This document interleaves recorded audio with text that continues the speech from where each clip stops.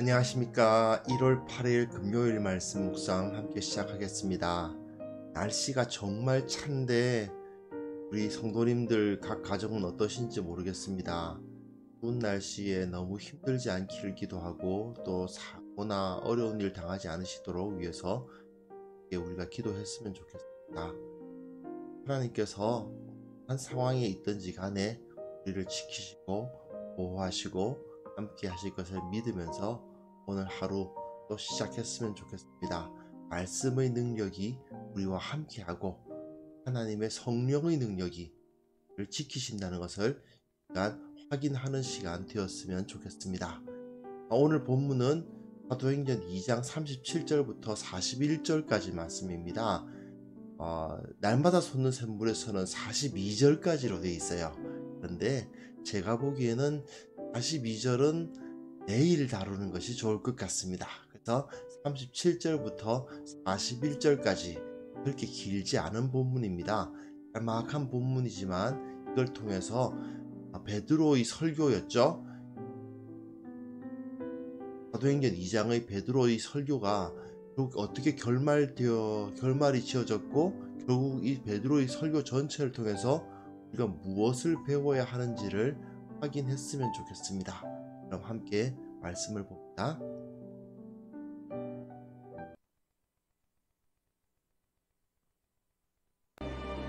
그들이 이 말을 듣고 마음에 찔려 베드로와 다른 사도들에게 물어 이르되, 형제들아, 우리가 어찌할꼬? 너희가 회개하여 각각 예수 그리스도의 이름으로 세례를 받고 죄의 사함을 받으라. 그리하면 성령의 선물을 받으리니 이 약속은 너희와 너희의 자녀와 모든 먼 데 사람 곧 주 우리 하나님이 얼마든지 부르시는 자들에게 하신 것이라. 또 여러 말로 확증하며 권하여 너희가 이 패역한 세대에서 구원을 받으라. 그 말을 받은 사람들은 세례를 받으매 이날에 신도의 수가 3,000이나 더하더라.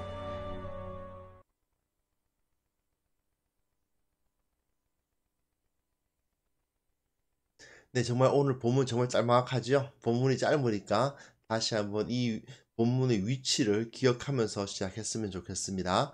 예루살렘 교회가 어떻게 시작했는가를 다루고 있는 부분입니다. 그리고 공동체가 이제 시작을 하고 있어요. 공동체란 말이 상당히 중요합니다. 제가 여기서 제시하고 있는 이 공동체의 특성을 가지고 있어요. 유대인들이라는 그 사회, 유대인 사회에서 독특한 공동체로서 이들이 존재하고 그 공동체로서의 역할을 감당하는 모습을 볼 수가 있습니다. 이걸 우리가 꼭 좀 기억을 했으면 좋겠고요. 그리고 나서 오순절 사건이 지금 벌어지고 있죠. 12사도가 다 모여서 회복을 합니다. 가룟 유다의 자리에 마띠아를 제부 뽑아서 세움으로써 12사도가 회복되는데 마치 에스겔 골짜기 그 뼈다귀만 가득한 그러한 곳에 있는 그 뼈다귀들이 다 이어져서 그 조직체를 형성했듯이 새 이스라엘의 조직체가 1장에서 형성이 되었고 그리고 2장 처음에 거기에 생기가 불어넣어지듯이 그 교회가 다시 생기를 받아서 다시 살아나는, 예수님께서 죽으셨다가 다시 살아나시는 것처럼 이 새로운 이스라엘 공동체라고 할 수 있는 교회도 예수님이 잡히셨을 때 다 흩어져서 죽은 것과 같이 되었으나 이들이 다시 모여서 하나의 그 새 이스라엘로서의 그 조직체를 회복하고 생기를 부여받아서 다시 살아나는 모습을 볼 수가 있었죠. 그리고 그 오순절 이야기 중에서는 또 성령이 부어지는 이야기가 나타난 후에 베드로의 설교가 주어지는데, 베드로는 예수 그리스도께서 주시다, 그리스도시다라는 것을 선포합니다. 왜? 예수님께서 요엘 선지자가 예언했던 말세를 이끄시는 분이다. 마지막 날에 하나님께서 다스리시는 분으로 오신 분이다. 요엘 선지자가 예언한 그 시대는 어떤 시대이냐?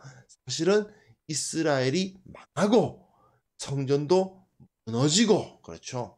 다 무너지고 모든 사람들이 더 이상 제사장이 필요가 없고 더 이상 왕이 필요가 없고 더 이상 어떤 소수의 특정한 사람들만 성령을 받아서 다른 사람을 다스리는 시대가 아니라 모든 사람이 다 성령을 받아서 성령의 은사를 나누어 가져서 모든 사람들이 다 각각 다른 성령의 은사를 가져서 모두 함께 다스리는 그러한 시대가 될 것이다. 이게 말세라는 겁니다. 예수 그리스도께서 다스리시는 말세는 눈에 보이는 어떤 왕이나 눈에 보이는 대제사장이 세워지는 게 아니라 보이지 아니하시지만 하나님 우편에 앉아 계시는 우리 주 예수 그리스도께서 직접 이 땅을 다스리시는 시대가 온다. 그때가 바로 지금이다. 네, 그것이 바로 이제 요엘 선지자가 예언한 날인데 그날이 이제 시작되었다라는 것을 보여줍니다. 이제 오늘은 이제 그 3,000명이 돌아오는 사건을 볼 수가 있어요. 근데 이 3,000명이 돌아오는 사건을 보면 상당히 그 누가복음과 짝을 이룬다는 걸 볼 수 있습니다. 누가복음의 초창기 그러니까 누가복음 3장 그 앞부분에 무슨 이야기가 나옵니까? 세례 요한이 나오잖아요. 그런데 지금 베드로가 세례 요한의 역할을 감당하고 있었구나 하는 것을 깨달을 수 있는 부분을 볼 수가 있습니다. 그럼 한번 본문을 보겠습니다.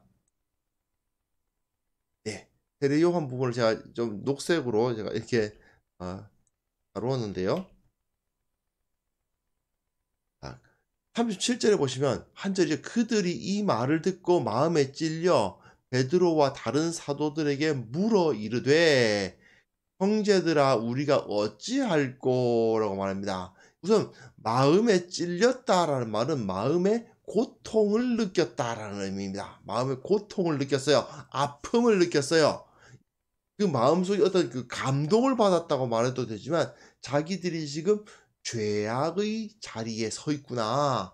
우리가 직접적으로든 간접적으로든 또는 나는 뭐 예수를 죽이자고 뭐 못 박아라 소리 한 적 없지만 그러나 그 예수님을 못 박도록 시킨 대제사장이 우리의 대표니까 최고니까 그 대제사장에 의해서 내가 결국 그 안에 공동체에 속해 버렸구나 하는 것을 깨닫게 된 사람들이 베드로와 다른 사도들에게 형제들아 우리가 어찌할꼬 하고 물어요.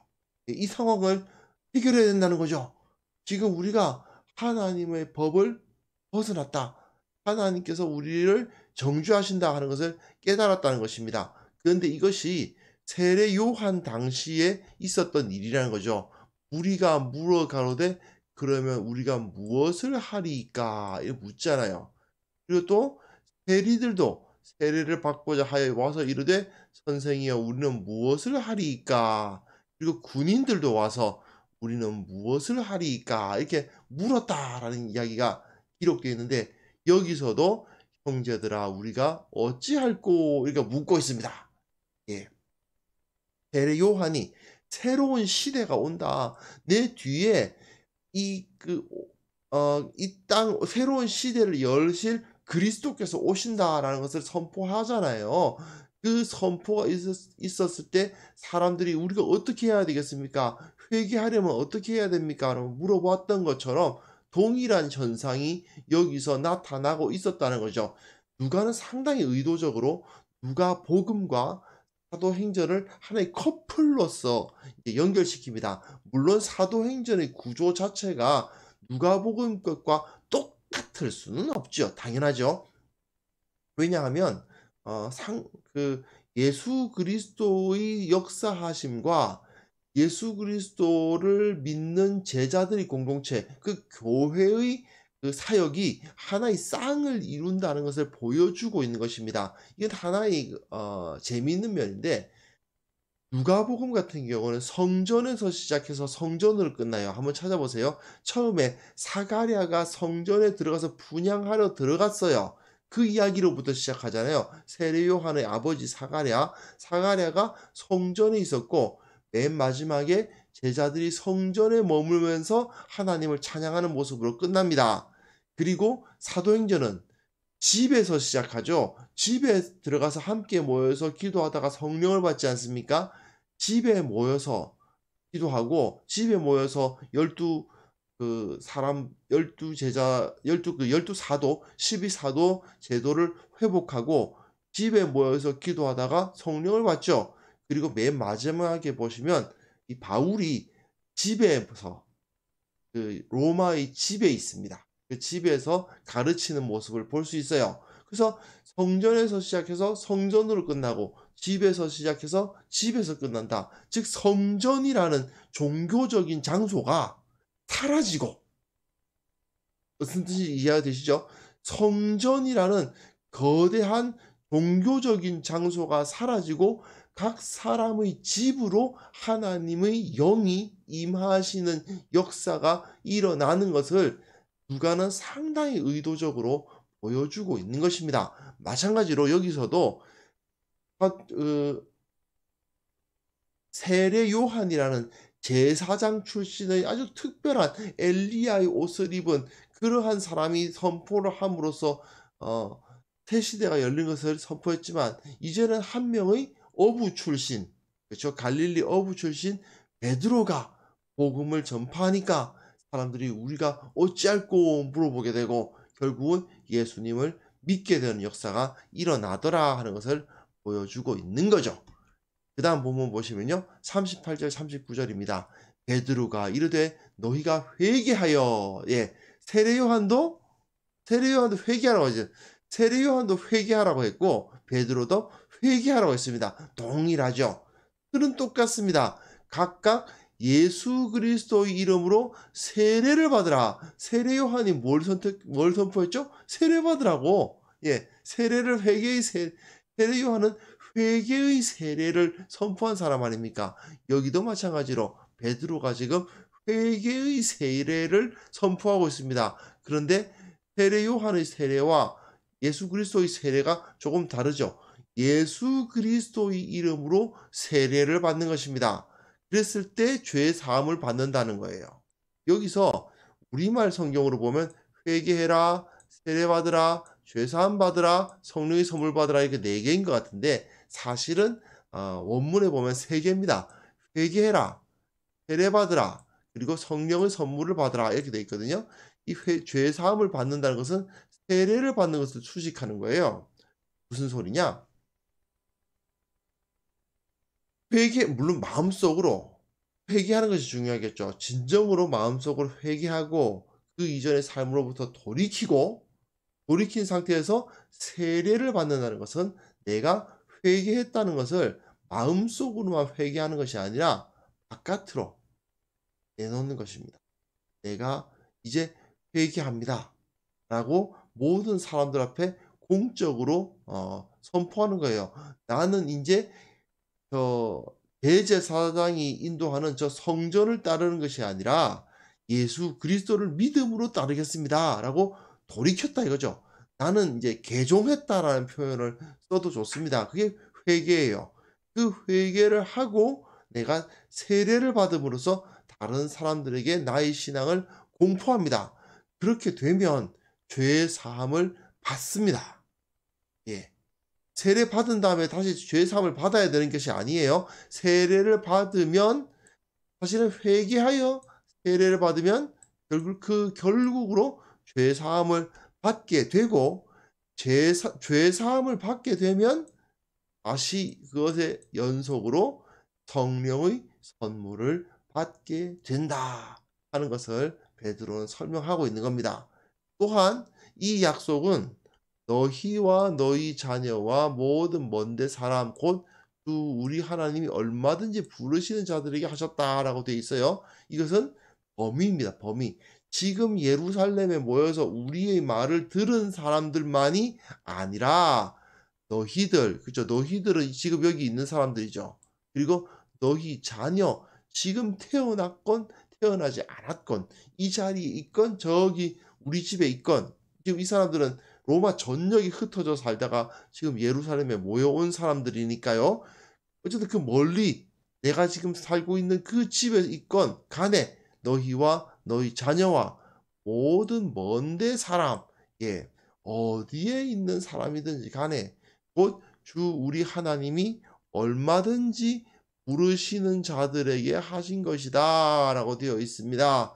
예, 하나님의 부르심은 제한되지 않고 온 땅에 더 이상 성전이 아니에요. 예루살렘 성전에 와야만 되는 게 아니에요.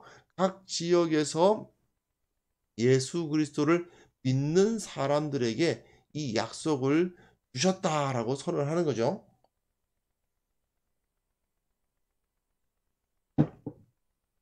네. 그리고 40절, 41절 보시면 또 여러 말로 확증하여 권하여 이르되 되어 있습니다. 이제 누가는 다른 이야기들을 베드로가 많이 했다는 것을 말하지만 이제 더 이상 뭐 베드로가 뭐 말했는지에 대해서는 이제 더 이상은 말 안 하고 그냥 여러 말을 더 했다라고 되어 있습니다. 그 외에 뭐 다른 말로 많이 했다는 거죠. 한참 동안 이야기를 많이 했다 이겁니다. 그래서 권하여 이르되 너희가 이 패역한 세대에서 구원을 받으라. 지금 세대가 어떤 세대라고요? 패역한 세대. 패역한 세대라는 것은 무엇입니까? 하나님을 배반한 세대라는 거죠. 왜 배반한 것입니까? 하나님의 아들을 죽인 세대니까. 그럼 결국 이 패역한 세대의 대표는 누구였습니까? 예, 대제사장이죠. 예수님을 죽인 대제사장을 중필두로 하고 있는 이 패역한 세대로부터 구원을 받으라. 이 패역한 세대로부터 나오라는 것입니다. 너희는 유대인이다. 그러나 유대인으로서의 그 정체성은 가지고 있다 하더라도 유대인으로서 대제사장의 지도를 받는 대제사장이 주도하는 그 제사를 통해서 구원을 받는다고 믿고 있는 그러한 종교적인 집단으로부터 벗어나라는 이야기입니다. 또한 이것은 우리 같은 이방인들에게는 이 세상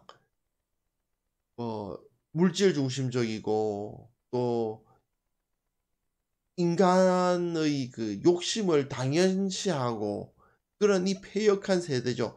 하나님이 계시다는 사실을 믿지 않는 이 세대로부터 나와서 예수 그리스도를 믿고 하나님의 존재를 믿고 하나님의 가치관, 하나님의 법도를 따르기로 하는 그러한 사람들이 되자라는 얘기입니다. 즉 자신의 정체성, 내 존재의 정체성을 바꾸는 것을 의미하는 거예요. 그래서 너희가 이 패역한 세대에서 나오라.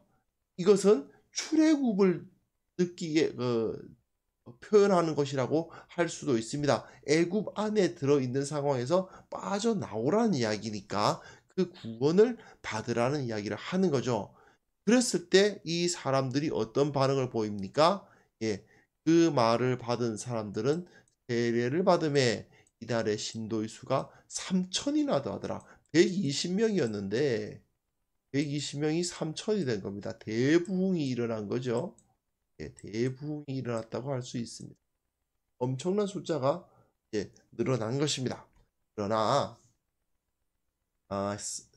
보증을 해보면 말이죠. 그러니까 이 지역에 당시 예루살렘 지역에 절기가 되면 그 지역에 유대인들이 한 몇 명쯤 몰려와 살았겠는가 하는 것을 나름대로 학자들이 고증을 해봅니다. 나름대로 연구를 해봅니다. 물론 2000년 전의 사건인데 2000년 전에 이 도시에 몇 명이 살았는지 그걸 어떻게 세겠습니까? 셀 수 없는데 그러나 나름대로 학자들이 발굴을 해보고 이 정도 집이면 사람들이 어느 정도 살고 그리고 그 상황에서 총 개수를 해보면 대충 이 정도 살았을 것이다 라는 것이 계산이 나오거든요. 근데 좀 편차가 커요. 어떤 좀 적게 보는 사람들은 5만 5천 한 5만 5천 명 정도의 사람들이 그 절기에 있었을 것이다 라고 보고 많이 보는 사람들은 막 20만 명 5만 5천하고 5만 5천과 20만은 좀 크죠? 20만 좀, 예. 아이고, 마우스로 쓰다 보니까 영 좀 그런데요. 어쨌든 55,000과 200,000은 좀 큰데 좀 이게 편차가 좀 크긴 합니다. 이렇게 좀 많은 사람 예. 저 때문에 말 가리는군요. 어쨌든 55,000과 200,000 상당히 많은 편차가 크죠. 근데 이 큰 편차를 가지고 있기는 합니다마는 여하튼 한 그 정도 사람들이 그곳에 있었다고 합니다. 그렇게 보았을 때 적게 잡아서 한 55,000에서 60,000 정도 있었다고 칩시다. 그런데 예수님의 십자가 사건, 그때 벌어지는 그 6월절에 나사렛 예수에 대한 소식을 예루살렘에 있던 사람이 못 들은 사람이 있었을까요? 예, 없었다고 봐야 됩니다. 나사렛 예수라는 사람에 대한 소식을 그 예루살렘에 몰려와 있었던 55,000에서 60,000 정도 되는 사람들, 또 많이 보면 20만이 될지도 모르죠. 그런 사람들이 예수님에 대한 소식을 못 들은 사람은 한 명도 없었다고 보는 것이 맞습니다. 그러면 6만 명 잡아봅시다. 3,000명이면 얼마만큼입니까? 5%죠. 예. 다 유대인들인데 그 유대인들 중에서 5%가 예수님을 접한 셈입니다. 만약에 그 숫자가 20만 명이었다면 어떻게 될까요? 한 1.5% 정도 됩니다. 예, 20만 명이었다면 한 1.5%. 유대인들 중에서 사실은 그렇게 많은 사람이 영접한 건 아닌 거예요. 그리고 이 3,000명이라는 것이 그날에 이제 신도의 수가 3,000이나 더했다라고 되어 있지만 더 계속해서 불어나긴 불어났습니다. 그러나 그럼에도 불구하고 처음에 예수님에 대해서 믿고 예수님의 부활을 믿고 세례를 받겠다고 마음을 돌이킨 사람은 그 중에서 그렇게 큰 숫자는 사실은 아니었다. 3,000이라는 숫자는 물론 120명하고 비교해 보면 굉장히 큰 거지만 그러나 전체 유대인 공동체라는 차원에서 생각해 보았을 때는 그렇게 큰 숫자는 아니었다라는 것을 우리 좀 기억할 필요는 있습니다. 그러나 그럼에도 불구하고 이건 새로운 시대가 시작된 겁니다. 더 이상 유대인의 혈통에 의해서 또는 성전의 제사에 의해서 또는 율법의 조항에 의해서 구원을 받는 것이 아니고 예수 그리스도를 믿고 회개하여 공적으로 자신의 회개를 선포하는 세례를 받음으로 말미암아 하나님의 백성이 되고 성령의 선물을 받아서 예전에 성령의 선물을 받은 몇몇 사람들이 통치를 받아야 되는데 그게 아니라 바로 성령의 선물을 받아서 내가 하나님의 나라를 다스리는 자가 되는 그 하나님의 나라라는 그 나라의 아주 일부를 차지하게 되는 그러한 사람이 되는 거죠. 우리식으로 말하면 하나님 나라의 주주가 됐다라고 그렇게 표현해도 되나요? 좀 약간 애매하긴 한데 여하튼 예전에는 다윗의 왕조하면 다윗이 통치자고 그 나머지 사람들은 통치를 받는 사람들이란 말입니다. 그 다윗의 아들들이 통치자고 그리고 거기서 함께 살아가는 예루살렘 성에서 살아가는 사람들은 통치를 받을 뿐이죠. 그런데 이제는 그게 아니고 다윗의 왕조가 가지고 있는 그 성령 하나님의 권위가 모든 사람들에게 다 나누어졌다는 것입니다. 그래서 그 성령의 선물을 다 받아요. 그 모든 사람들이 다 하나님의 권세, 하나님의 은혜를 다 공유한다. 그것을 여기서 그런 시대가 이제 열린 거죠. 어쨌든 이 3,000명의 회심자의 모습을 보면 이제 복음의 본질이 무엇인지를 우리가 분명히 알 수가 있습니다. 베드로의 설교와 3,000명의 회심자 이들의 모습을 통해서 복음의 본질은 무엇인가? 새 시대가 열린 것이 복음의 본질이에요. 소수의 종교 지도자들에 의해서 그 권위가 독점되지 아니하고 모든 사람들이 다 성령의 능력을 받아서 성령의 선물을 받아서 직접 하나님 앞에 나아갈 수 있게 됐어요. 대제사장도 그 하나님의 그 보좌 지성소에는 1년에 한 번밖에 못 들어가던 그 대제사장이지만 이젠 예수 그리스도께서 참되신 대제사장이 되셨기 때문에 우리가 모두 다 거룩한 자들이 되어서, 즉 거룩한 제사장들이 되어서 하나님의 보좌, 그 하늘에 있는 지성소에 직접 때마다 일마다 나아갈 수 있는 그러한 시대가 됐다는 거예요. 이건 어떻게 이루어질 수 있느냐? 공적으로 자신의 죄를 회개하고 세례를 받으면 마치 기름 부음을 받는 것과 같이 세례를 받아서 하나님의 백성이 되면 이 일이 가능해진다는 것입니다. 예수 그리스도께서 승천하신 이후에 그 오순절 성령 강림 사건이 일어남과 동시에 이러한 시대가 열렸습니다. 그런데 문제는 교회의 역사를 보면 이게 바로 복음의 본질임에도 불구하고 이 복음의 본질과는 많이 다른 그러한 모습을 보였던 역사들이 있습니다.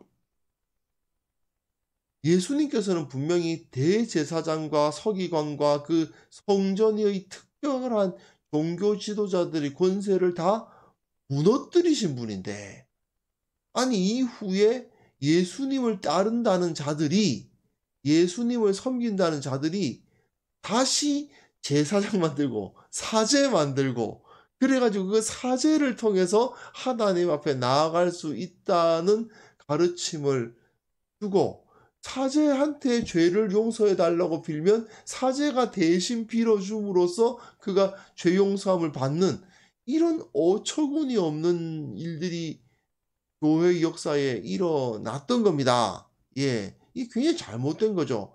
다시 한번 말씀드립니다만은 제가 그저께인가 전에 한번 말씀드린 적이 있죠. 종교 개혁자들은 16세기에 그 당시에 뭐 인권 의식이 높아지고 뭐 르네상스의 영향을 받아서 인문주의적인 학문이 많아져서 그렇게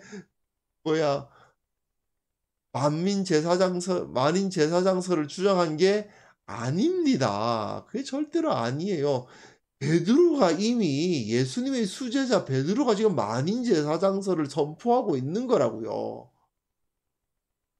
그런데 문제는 그 교회의 역사가 이상하게 흘러가면서 만인 제사장설이 무너지고 마치 구약시대에 대제사장, 작은 제사장 있었던 것처럼 똑같은 모습으로 교회가 만들어져 가는 그런 어처구니 없는 일들이 일어났던 것입니다.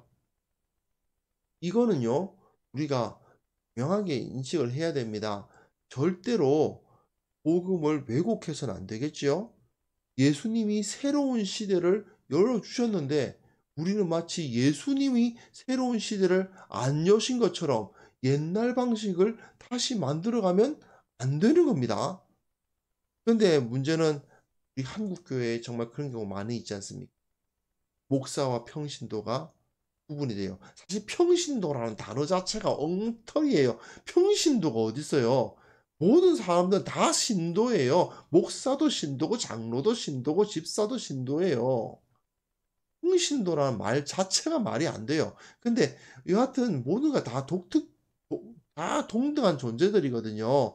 그런데 그러한 높낮이 구분이 있는 것처럼 목사는 마치 예수님하고 악수라도 한번 하고 온 사람인 것처럼 그렇게 대하는 경우가 있죠.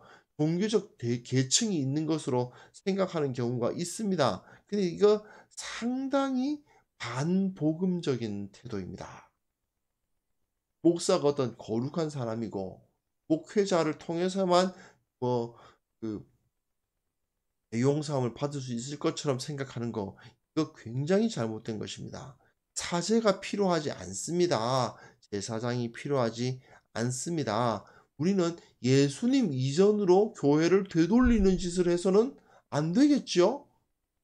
당연한 것 아닙니까? 우린 예수 믿는 사람들인데 예수님을 믿는 사람들이 예수님 이전으로 교회를 돌리겠다니, 그거는 예수님을 핍박한 대제사장이 하는 짓입니다. 있을 수가 없는 일이죠. 예. 우리는 모두가 각자가 다 믿음으로 하나님 앞에 독립된 존재로서 설 수 있는 사람들입니다. 특별한 성전이 필요하지 않아요. 어떤 성전이라는 건물에 들어가서 거기서 은혜를 받는 사람들이 아니라고요.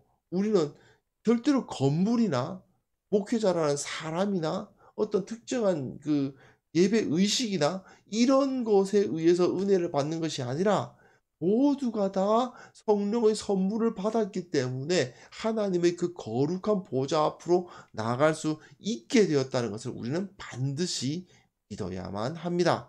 그리고 이것을 통해서 우리가 주님으로부터 구원을 받고 성령의 능력을 받고 권세를 받았다는 것, 이것을 우리가 반드시 기억할 수 있었으면 좋겠습니다. 이 시간에 함께 기도하실 때에 이 신앙의 기쁨, 이 구원의 감격이 회복될 수 있기를 위해서 같이 기도하는 시간을 갖겠습니다. 기도합니다.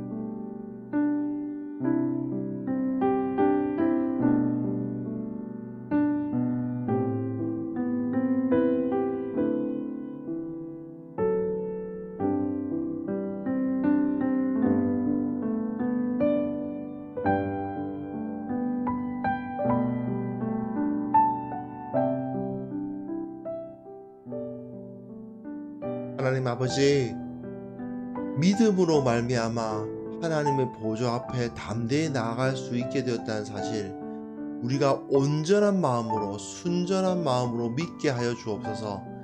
이것이 얼마나 큰 권세고 큰 은혜인지를 깨닫고 그 구원의 감격을 회복할 수 있도록 도와주옵소서. 주님께서 십자가를 통해서 그 새로운 시대를 열어주셨다는 것을 우리가 온전히 깨닫게 해주시고, 더 이상 교회의 건물이나 목회자나 행사나 기타 여러 가지 다른 것들에 의해 내 신앙생활이 주도당하는 일이 없도록 도와주시고, 나는 직접 주님 앞에 나아가 주님 앞에 직접 부르짖을 수 있는 존재라는 사실을 깨닫는 자들 다 될 수 있도록 도와주옵소서. 아버지 하나님, 우리가 이 패역한 세상으로부터 벗어났습니다. 이제는 다른 믿음의 공동체에 속했습니다.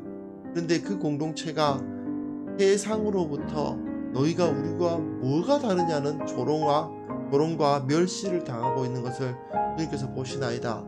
아버지 하나님, 이 역시 우리들의 죄고 이 역시 우리들의 부족함임을 고백합니다. 아버지, 우리 한 사람 한 사람이 주님 앞에 나아가서 주님의 능력, 주님의 은혜, 주님께서 주시는 그 모든 것들, 그 생명의 풍성함을 누림으로 말미암아 이 세상과는 전혀 다른, 이 세상과는 완전히 구별되는 거룩한 공동체를 이루어 나갈 수 있도록 도와주옵소서. 그러기 위해서 한 사람 한 사람이 성령의 능력으로 거듭나고 성령의 능력으로 성숙하는 일들이 일어나야 되겠사오니, 주여 우리들을 붙들어 주시고 주님께 더 가까이 나아갈 수 있도록 채워주옵소서. 아버지, 오늘 많이 추운 날씨 가운데 우리 성도들 하루를 또한 살아가야 합니다.